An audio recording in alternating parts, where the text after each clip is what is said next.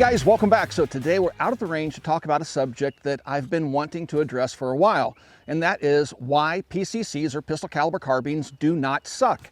Every time I post a video that features a PCC similar to this one, we get a bunch of comments about PCC sucks, the calibers suck, everything about them suck, there's no point to them, and I want to kind of share 5 reasons why I disagree. But before we get into today's video, guys, if you enjoy our content, please take a moment to like, share, and subscribe to the channel. It really helps us out. Also, comment down below. We love reading those comments, and it helps us out with the algorithms. With all that being said, let's get started with today's video. One of the things I get asked all the time is, Mac, how can I get involved in the firearms industry? Well, one of the best ways to do that is to consider going to Modern Gun School. It's an accredited school, and they offer all the modern classes that will get you up to speed and be able to empower you to go out and find a job in the gun industry. You can learn gunsmithing and things like that, and you learn from home. So please check them out. I have a URL down in the video description below. There was a time in my life when I spent most of my range time at an indoor range. And the indoor ranges that I mostly often frequented would not allow centerfire rifle cartridges on their ranges. They were only rated for handgun calibers. That's one of the things that made me appreciate the PCC.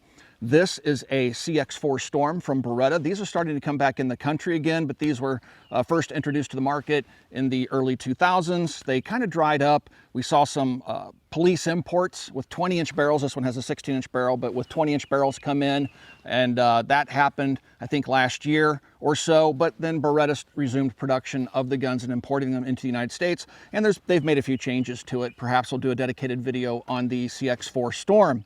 But the CX4 Storm is a great example of a PCC that you could use at an indoor range. This particular one is set up to use Beretta Model 92 magazines, which will dovetail into another point that I'll make later.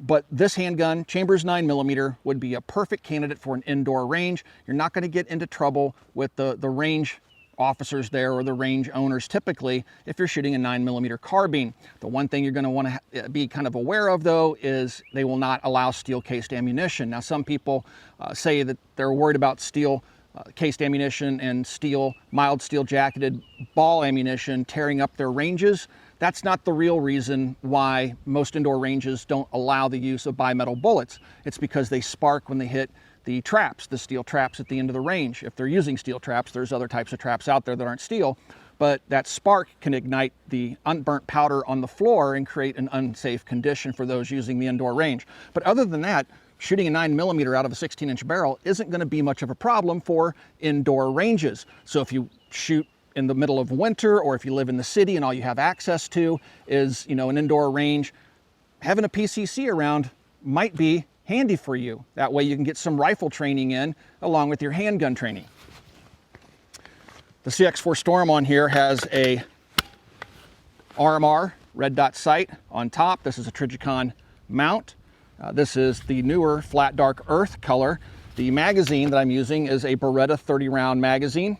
Inside of it, I have some 124 grain Federal ball ammunition, and I want to thank our friends over at Federal for supplying the ammunition to the channel. It's a big help for us, and we greatly appreciate it. I've been using Federal ammunition since I was a kid, and it's great ammunition.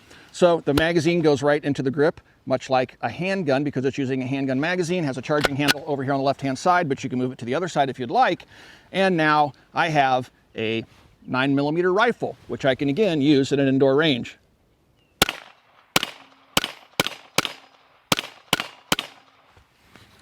Locks open, last shot fired. You can swap it around so it ejects out the other side of the gun. A very neat PCC. The only criticisms I really have of it is it's a bit heavy on the trigger pull, and it does not have a threaded barrel, and it does not have QD sling mounting points. But other than that, it's still a very cool little 9mm carbine, and if you're ever interested in picking up something that's a little bit different but a lot of fun to shoot, check out the CX4 Storm from Beretta. Another big advantage of the PCC, or in this case, this is something we call a PCF, or a pistol caliber firearm, because this is technically a handgun with a brace on it, therefore it is not a carbine.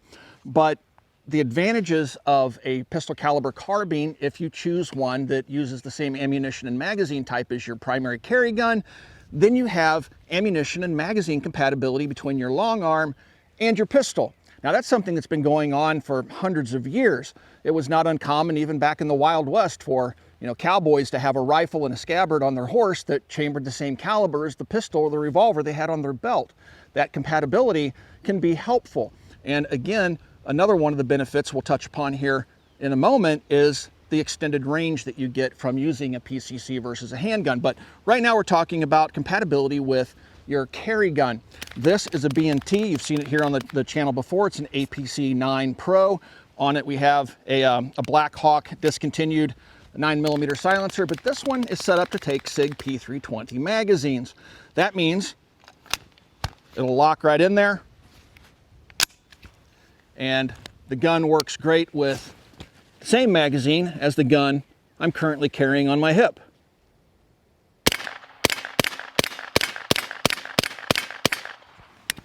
Drop that magazine out, grab the magazine out of the P320 or M17 on my hip.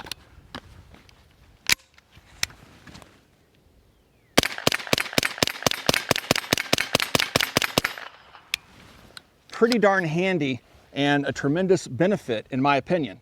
Now it's said that only about 1% of the shooting public out there uses suppressors, but for me, suppressors are really important. I love to suppress everything.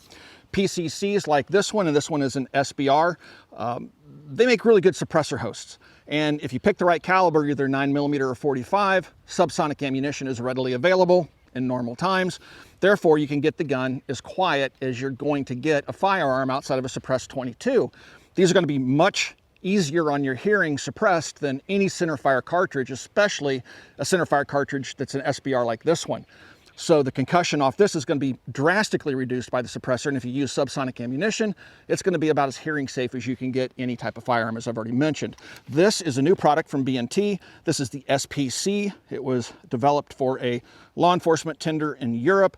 We'll go over this in a separate video. It has T-handle charging, uses an APC style lower, but it's very much a hybrid between an AR-15 and an APC-9. It has B&T's patented recoil buffering system back here in the stock. And overall, it's just a really, really cool gun.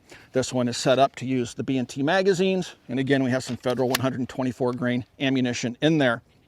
So when it comes to being a suppressor host, this is a tough act to follow, that being the PCC.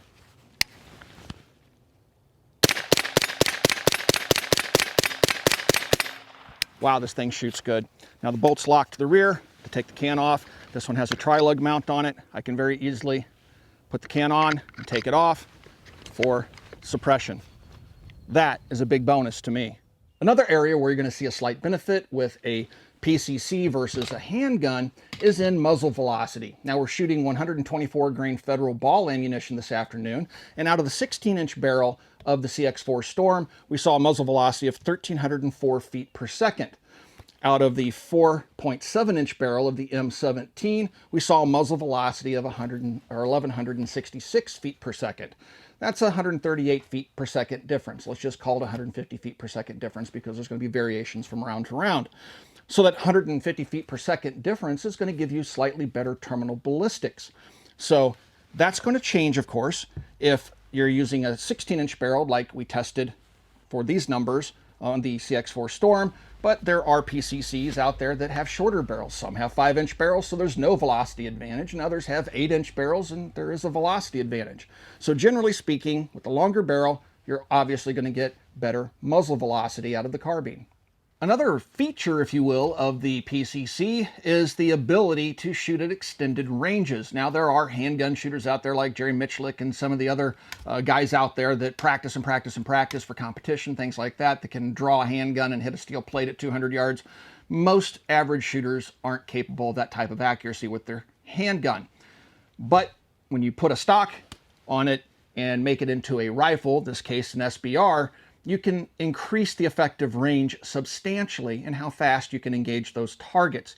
Now we have a challenge man-sized target at 150 yards. We're going to be shooting 10 rounds of 124 grain Federal ball ammunition, and this is the SPC carbine from B&T. And we have a pretty heavy wind out of the north pushing our rounds left, so I'm going to have to hold for that wind. And let's see if I got my dope right here.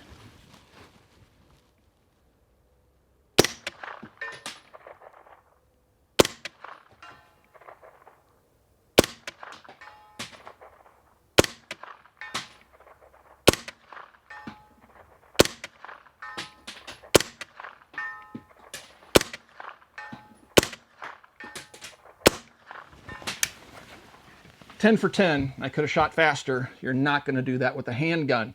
So it really does serve a purpose. You can engage targets at greater distance more effectively than most people can with a handgun. So those are my top 5 reasons why PCCs do not suck.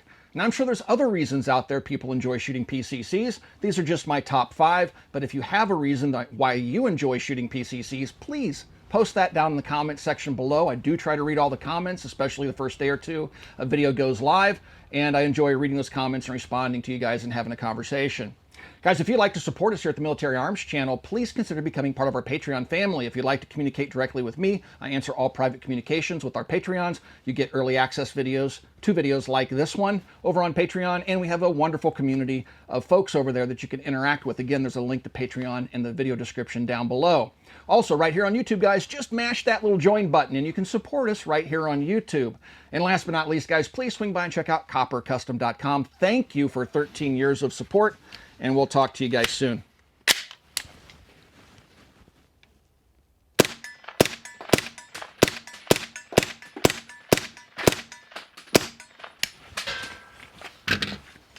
I'm looking forward to doing the video on the SPC. These are neat guns.